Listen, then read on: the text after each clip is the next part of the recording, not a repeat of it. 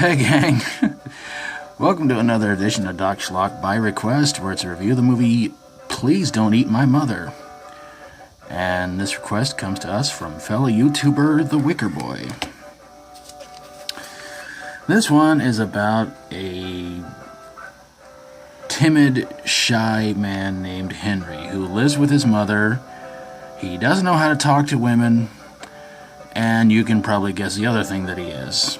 And if you can't, well, I'll try and spoil that one for you guys here in about a minute or two. Henry likes to watch people being intimate with each other, and it doesn't matter where they're being intimate at, he enjoys watching.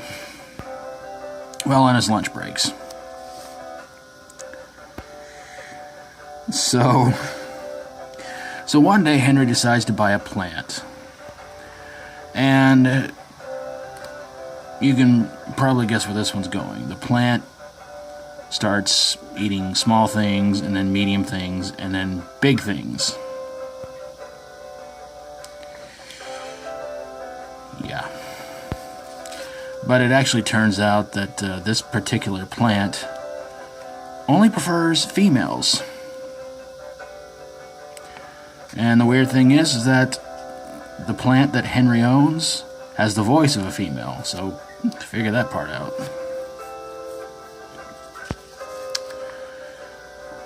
So eventually Henry decides to keep the plant going with a human buffet.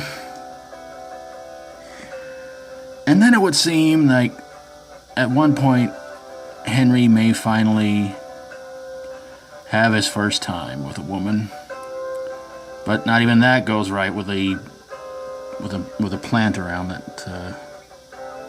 Yeah, he does, of course, get a male plant for the female plant, and well, when Henry's chance at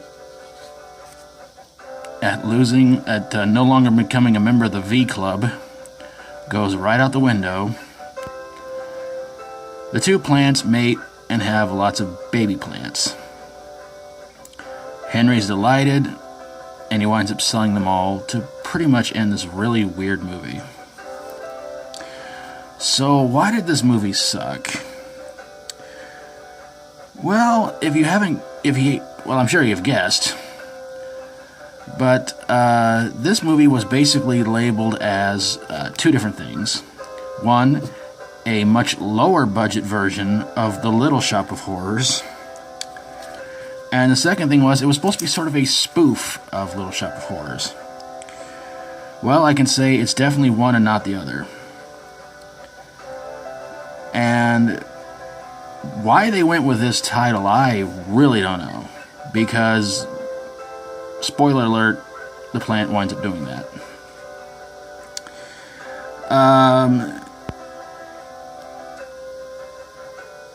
I guess in a way I was really kind of just uneasy about a lot of the intimate moments of the scenes of the movie. And Henry just creeped me out. I think that's another reason I just really was bothered by this movie a great deal.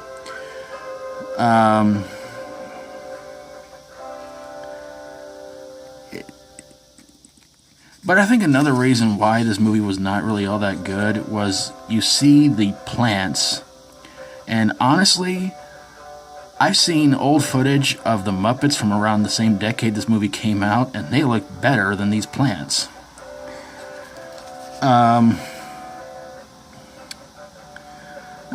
It's a weird movie. But of course it was the 70s, and who knows what the cast and crew were. Well, probably the crew and the writers and just everybody who tried to put this movie together. But trust me, if you ever see the plants in this movie, they look really bad.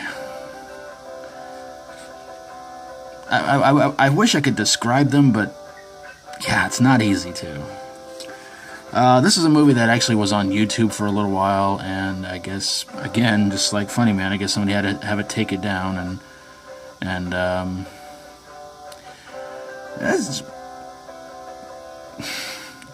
if you're gonna sit there and say, you know, this is supposed to be a low-budget version of a popular movie, then kind of live up to that hype. You don't have to throw in all that stuff they did, you know?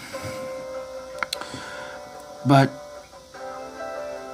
yeah, a lower budget how do you do a lower budget version of a low budget movie of any kind?